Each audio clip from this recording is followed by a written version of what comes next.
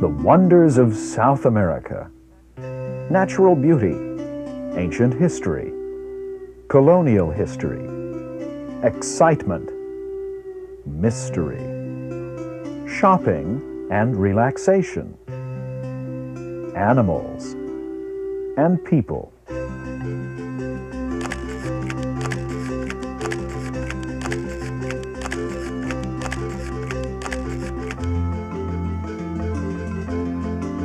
South America is many different countries and many varied and unusual cultures.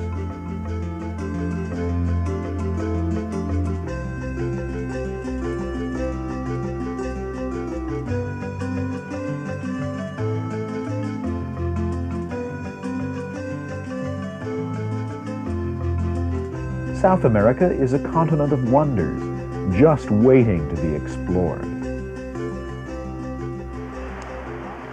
And the first stop on our exploration is just across the Caribbean, Venezuela, often called South America's Caribbean country.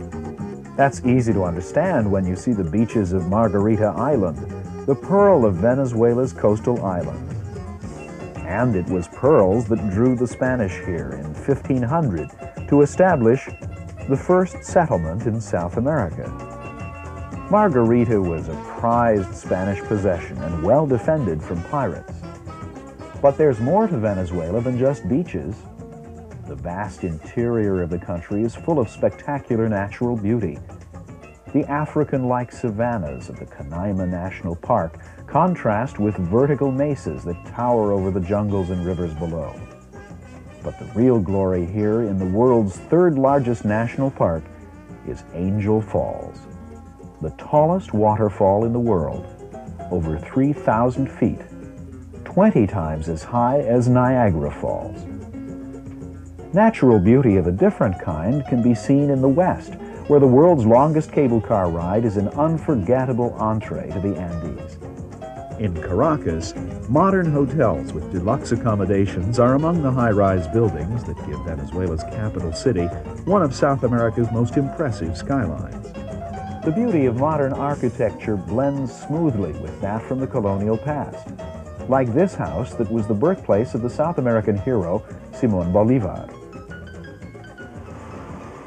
To the west, there's another Caribbean country that provides a gateway to South America, Panama.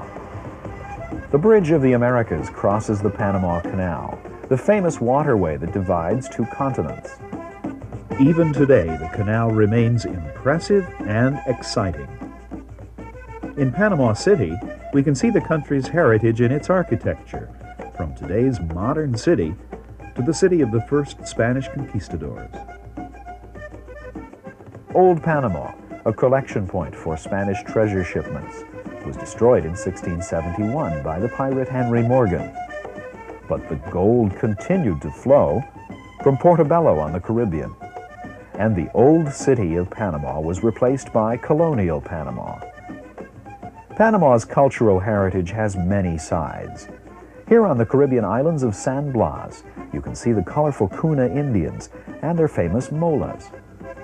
Living a lifestyle that has hardly changed in 300 years, the Cunas are autonomous and self-sufficient in their natural paradise. Panama offers many other attractions, like local crafts, duty-free shopping, and casino gambling. Heading south, the tantalizing rhythms of the Caribbean coast give way to the cool pulse of the highlands. Bogotá, the capital of Colombia, is located on a mountain plateau, 8,000 feet above sea level, where local residents boast of year-round air conditioning. A quick ride up the tram, or funicular, to Monserrate reveals a sprawling city, both modern and old. Clean, comfortable hotel accommodations provide up-to-date services for travelers who've come to view the beautiful architecture of Colombia's Spanish colonial past, a past which can be seen on the streets, in the plazas, and in the many beautiful churches with their golden altars. It was gold the Spanish explorers were looking for, gold like this.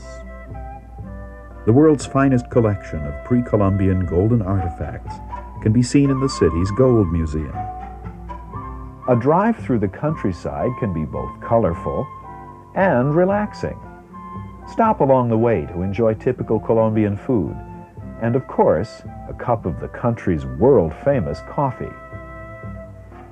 A shopping trip will turn up other things that Colombia is famous for, like emeralds. These beautiful green stones are bargains here, as are the fine leather products. Colombia, a colorful mix of the Andean highlands and the Caribbean lowlands.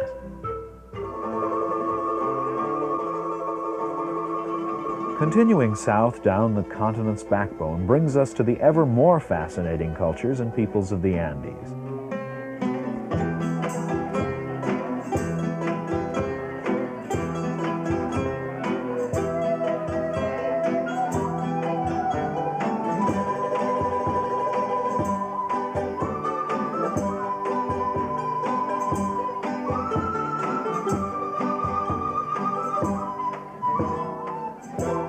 In Ecuador, where the condor still flies, through some of the highest snow-capped peaks in the world, and over lush volcanic valleys, and even over Quito, Ecuador's capital in the Andes.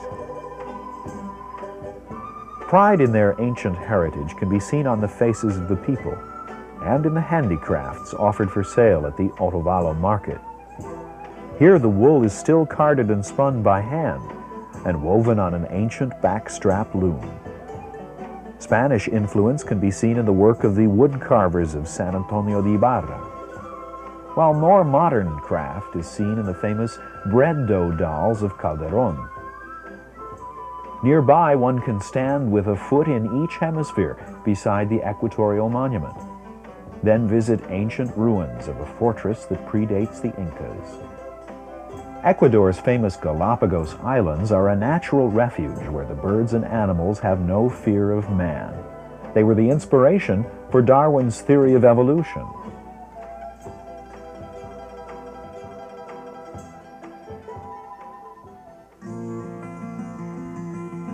Wildlife also abounds on the mainland, in the upper Amazon jungles of Ecuador and Peru.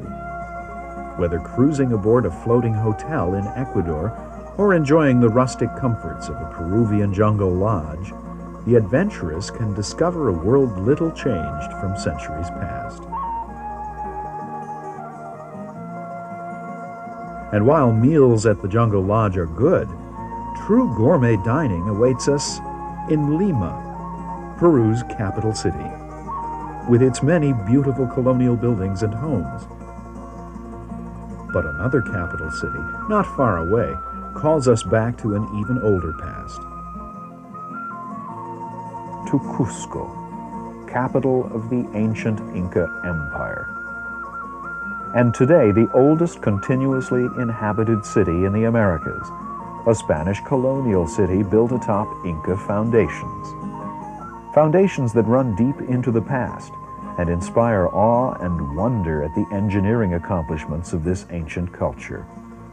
The fortress of Sacsayhuaman guarded Cusco, while the ancient fortress of Ollantaytambo guarded its own nearby town, a town which today remains virtually as it was in Inca times.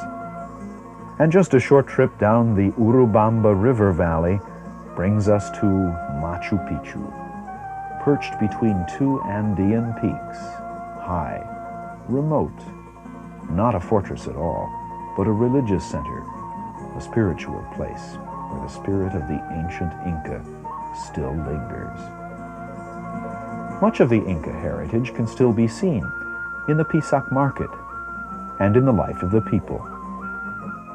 And while the mysterious Nazca lines and candelabra in the coastal desert raise many questions of their own, they somehow seem to be pointing the way inland, south from Cusco, to the high Andes, to Lake Titicaca, the world's highest navigable lake. The hydrofoil speeds us into Bolivia and into a strangely beautiful landscape, the Altiplano, or high plain, home of a people whose culture is clearly linked to civilizations of the past. Civilizations like the one that inhabited the ancient city of Tiwanaku, thought by many to be the oldest city in the world. Crossing Lake Titicaca, we stop at Siriki Island to see a master reed boat builder, building boats that are linked to the past, like the famous expedition boat, Ra-2. Deep blue skies and thin, crisp air are the hallmarks of this land at 12,000 feet. Links to the past are everywhere, even in the capital city of La Paz, where protection from ancient curses and devils is readily available. San Francisco Church is a link to a different past. But the most enduring impression of Bolivia is that of the Altiplano, in all its various forms.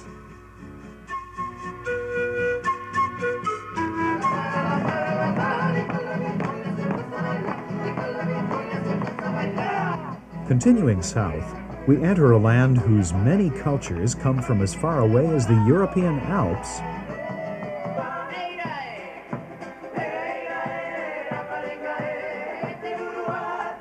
and Easter Island, Chile's Polynesian territory, located 2,000 miles out in the Pacific. Here, mystery and wonder abound.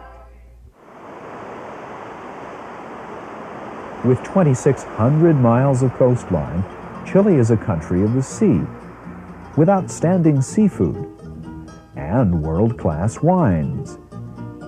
Her Pacific coast is a chic playground for both visitors and locals alike. And after a sunny day at the beach, a trip to one of the country's grand casinos is a must. In Santiago, the capital city's European heritage can be seen in many places, but probably best at the ornate and opulent racetrack, the Hippodrome Club. Chile's native stone, lapis lazuli, is crafted into many beautiful objects, as is the native copper. Chile's southern port, Puerto Montt, is an important center for the fishing industry.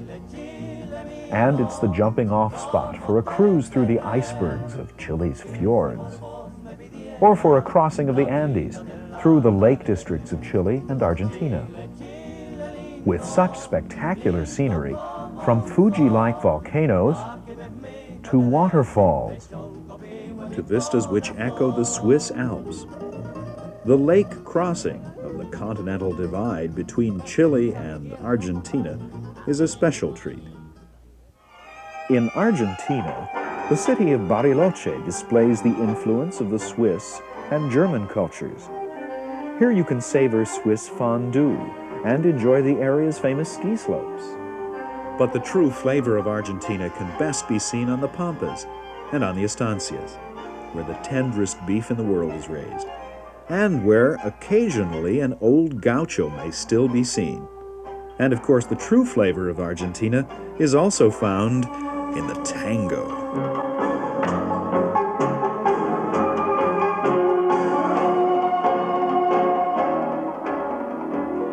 The tango was born here on Caminito Street, in the city of Buenos Aires, where the tango's hot passions contrast against the elegance of European architecture, wide boulevards, and Parisian-style cafes.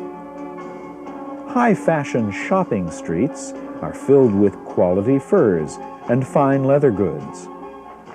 But the rhythms of the tango fade into the wind in Patagonia, Argentina's still wild southern land. Whales, sea lions, and elephant seals inhabit the Peninsula Valdez region, while further south, these little travelers migrate here each year to give birth to a new generation.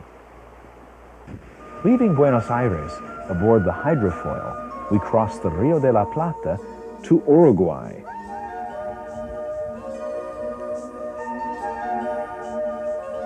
Although it is South America's second smallest country, Uruguay is very big in the minds of jet-setters looking for world-class beach resorts.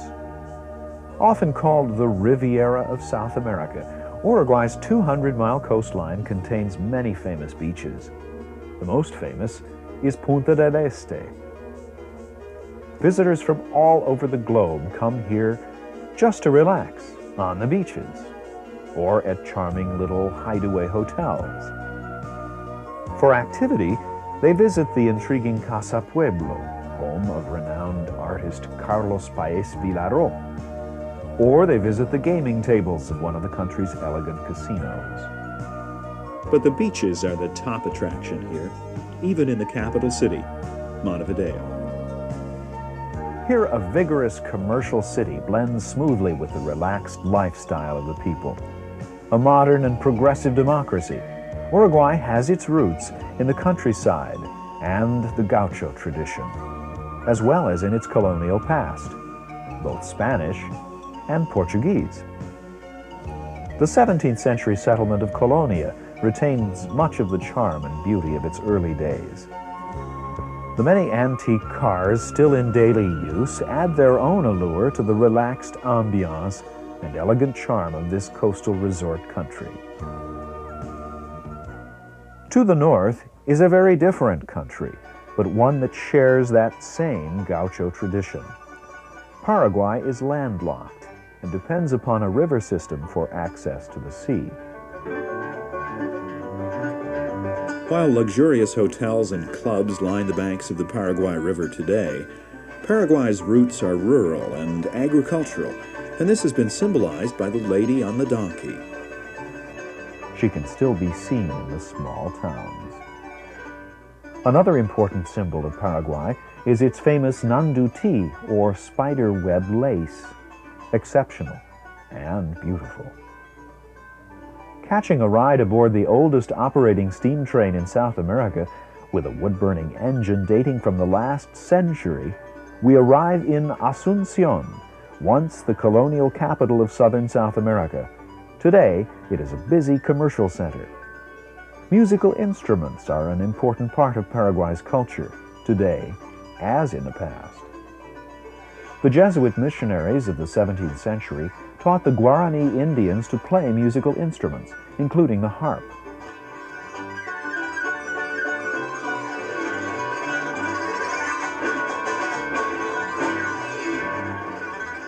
The fabled Jesuit missions can still be seen, some in ruin, some still in use. And the Guarani Indians can still be seen on Lake Itaipu, accessible by hydrofoil.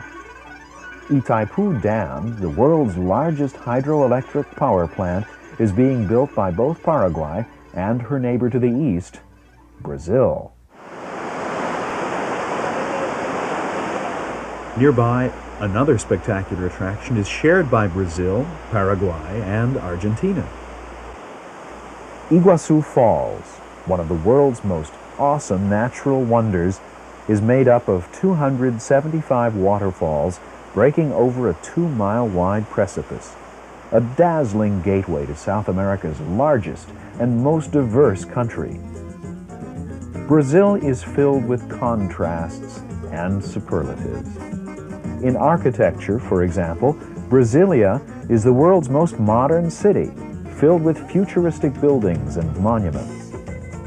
The Amazon is the world's largest river, snaking its way through the world's largest jungle, Amazonia. The black water of the Rio Negro meets but does not mix with the brown water of the Amazon at the meeting of the waters. Nearby, the Amazon free port city of Manaus bustles with river commerce, much as it did in its heyday when the rubber boom built this 19th century opera house. And Brazil produces almost all of the semi-precious stones found in South America. Skilled craftsmen work them into exquisite pieces of jewelry. And on the coast, one of the world's most unique cities, Salvador Bahia. Brazil's first capital, founded by the Portuguese in the middle of the 16th century, Salvador is a rich blend of African, Indian, and European cultures. From its colonial architecture to its modern-day rhythms of living, Salvador exudes the essence of Brazil. But that essence is also found in another Brazilian city, thought by many to be the most beautiful city in the world, Rio. With 20 miles of splendid beaches broken by lush green hills, the views of Rio are spectacular. Here you can enjoy the laid-back lifestyle of the Cariocas in the daytime, in the evening, and at night. Rio is alluring. Rio is exciting. Rio, most of all, is unforgettable.